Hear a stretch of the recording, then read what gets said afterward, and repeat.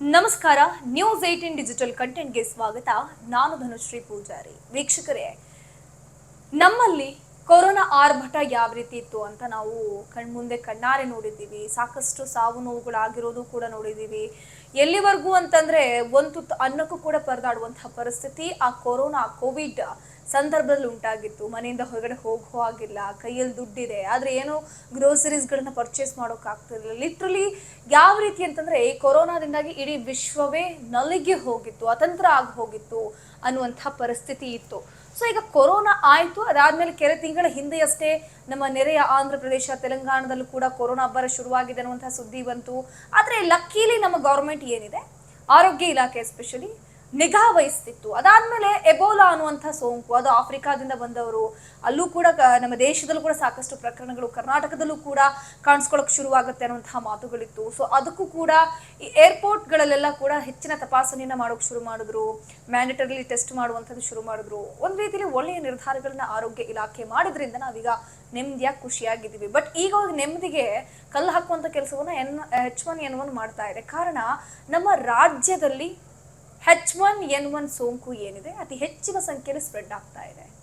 ಒಂದಲ್ಲ, ಎರಡಲ್ಲ, 100 ಅಲ್ಲ, 200 ಅಲ್ಲ, 1000 ಅಲ್ಲ, 2000 ಅಲ್ಲ, ಬರೋಬ್ಬರಿ 4000 ಕೇಸ್ಗಳೇನಿದೆ ಓವರಾಲ್ ಆಗಿ ನಮ್ಮ ಕರ್ನಾಟಕದಲ್ಲಿ ದಾಖಲಾಗ್ತಾ ಇರೋದು.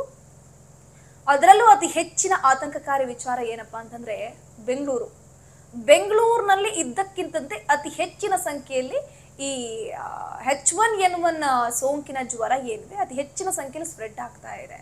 ಅಂದ್ರೆ ಓವರಾಲ್ ಆಗಿ ನಾವು ನೋಡ್ತಾ ಹೋಗೋದಾದ್ರೆ 4000 ಕೇಸ್ ಅಂತಂದ್ರೆ ಬೆಂಗಳೂರಿನಲ್ಲೇ ನಿಮ್ಗೆ ಆಲ್ಮೋಸ್ಟ್ 2000 ಕೇಸ್ಗಳು ದಾಖಲಾಗಿದೆ. ಅಂದ್ರೆ ಸುಮಾರು ಅರ್ಧ ಪ್ರಕರಣ ಬೆಂಗಳೂರಿನಲ್ಲೇ ಇರುವಂತದ್ದು. ಬೆಂಗಳೂರಿನಲ್ಲಿ ಜನಸಂಖ್ಯೆ ಜಾಸ್ತಿ, ಅದ್ರ ಜೊತೆಗೆ ಆಸ್ಪತ್ರೆಗಳಿಗೆ ಹೋಗುವಂತಹ ಜನರ ಸಂಖ್ಯೆ ಜಾಸ್ತಿ ಆಗ್ತಾ ಇದೆ. ಇತ್ತೀಚಿನ ದಿನಗಳಲ್ಲಿ ಸುಮಾರು 1 ತಿಂಗಳು 1.5 ತಿಂಗಳಿಂದಾಗಿ ಅತಿ ಹೆಚ್ಚಿನ ಜನರಲ್ಲಿ ವೈರಲ್ ಫೀವರ್ ಕಾಣಿಸ್ಕೊಳ್ತಾ ಇದೆ. ಆ ವೈರಲ್ ಫೀವರ್ ಟರ್ನ್ ಆಗಿ H1N1 ಸೋಂಕಿಗೆ ಕನ್ವರ್ಟ್ ಆಗ್ತಾ ಇದೆ. ಅದ್ರ ಜೊತೆಗೆ ಈ H1N1 ಸೋಂಕು ಅನ್ನುವಂಥದ್ದು ಏನಿದೆ, ಹಂದಿ ಮತ್ತು ಪಕ್ಷಿಗಳಿಂದ ಸ್ಪ್ರೆಡ್ ಆಗುವಂತಹ ಫೀವರ್, ಇದು ವೈರಸ್ ಇದು. ಸೊ ಇದು ಸ್ಪ್ರೆಡ್ ಆದಂಥ ಸಂದರ್ಭದಲ್ಲಿ ನಿಮಗೆ ಜ್ವರ ಬಂದಿರುತ್ತೆ, ಅದು H1N1 ಅಂತ ಹೇಗೆ ನಿಮ್ಗೆ ಗೊತ್ತಾಗುತ್ತೆ? ಸೊ ಅದು ಗೊತ್ತಾಗಬೇಕು ಅಂದ್ರೆ ನೀವು ದಯವಿಟ್ಟು ಕಂಪಲ್ಸರಿ ನೀವು ಆಸ್ಪತ್ರೆಗೆ ಹೋಗಲೇಬೇಕಾಗುತ್ತೆ, ಟೆಸ್ಟ್ ಮಾಡಲೇಬೇಕಾಗುತ್ತೆ. ಅದರ ಜೊತೆಗೆ ಸ್ವಲ್ಪ ಬೇಸಿಕ್ ಲಕ್ಷಣಗಳು ಹೆಂಗಿರುತ್ತೆ ಅನ್ನೋದನ್ನ ನಾನು ಹೇಳ್ತಾ ಹೋಗ್ತೀನಿ. ವಿಡಿಯೋವನ್ನ ಕಂಪ್ಲೀಟ್ ಆಗಿ ನೋಡಿ. ವಿಡಿಯೋ ಇಷ್ಟ ಆದಲ್ಲಿ ಲೈಕ್ ಮಾಡಿ, ಶೇರ್ ಮಾಡಿ, News 18 ಕನ್ನಡವನ್ನ ತಪ್ಪದೇ ಸಬ್ಸ್ಕ್ರೈಬ್ ಮಾಡಿ. ಈಗ ನಾನು ಹೇಳಿದ್ನಲ್ವಾ, ಈ H1N1 ಏನಿದೆ ಜ್ವರದ ಲಕ್ಷಣಗಳು ಕಾಣಿಸುತ್ತೆ. ಎಸ್ಪೆಷಲಿ ಜ್ವರಕ್ಕೆ ಏನು ಲಕ್ಷಣಗಳಿರುತ್ತೆ ಇದಕ್ಕೂ ಕೂಡ ಅದೇ ರೀತಿಯ ಲಕ್ಷಣ ಇರುತ್ತೆ.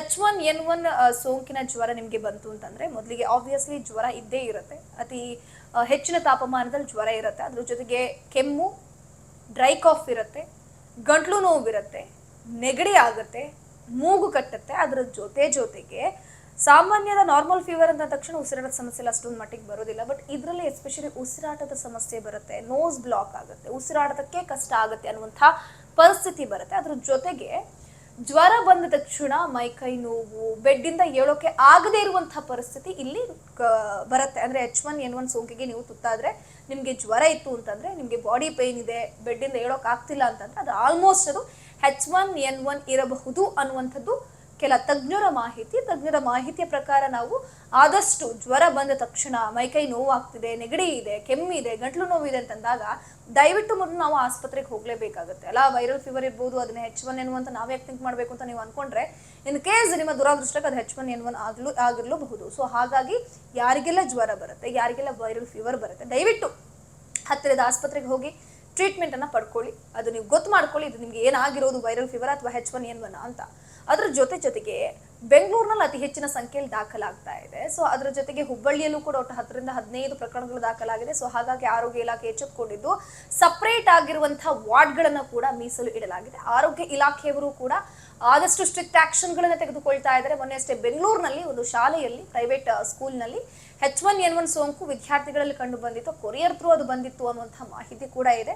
ಸದ್ಯಕ್ಕೆ ಅಲ್ಲಿ ವಿದ್ಯಾರ್ಥಿಗಳಿಗೆ ಮಾನಿಟರಿಂಗ್ ಆಗುವಂತಹ ಕೆಲಸ ಆಗ್ತಾ ಇದೆ. ಸುಮಾರು 200-300 ಜನ ಇರುವಂತಹ ಒಂದು ಕ್ಲಾಸ್ನಲ್ಲಿ 135ರಿಂದ 138 ವಿದ್ಯಾರ್ಥಿಗಳನ್ನ ಮಾನಿಟರ್ ಮಾಡ್ತಾ ಇದ್ದಾರೆ ಈಗಲೂ ಕೂಡ ಆರೋಗ್ಯ ಇಲಾಖೆಯವರು.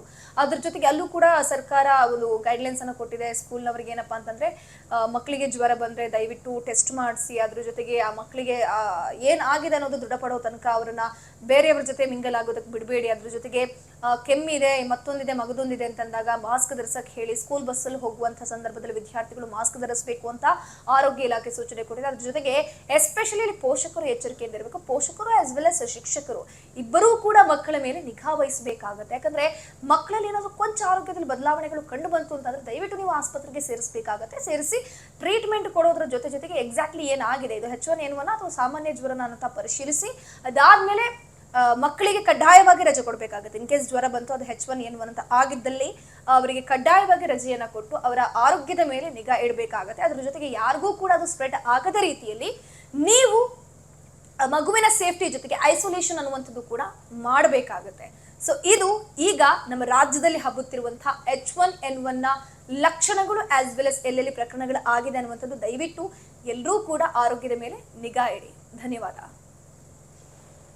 ನಿರ್ಭೀತ, ನಿಷ್ಪಕ್ಷಪಾತ, ವಿಶ್ವಾಸಾರ್ಹ ಸುದ್ದಿಗಳಿಗೆ ಮತ್ತೊಂದು ಹೆಸರಾಗಿರುವ News18 ಕನ್ನಡ ಈಗ ಆಪ್ನಲ್ಲೂ ಲಭ್ಯವಿದೆ.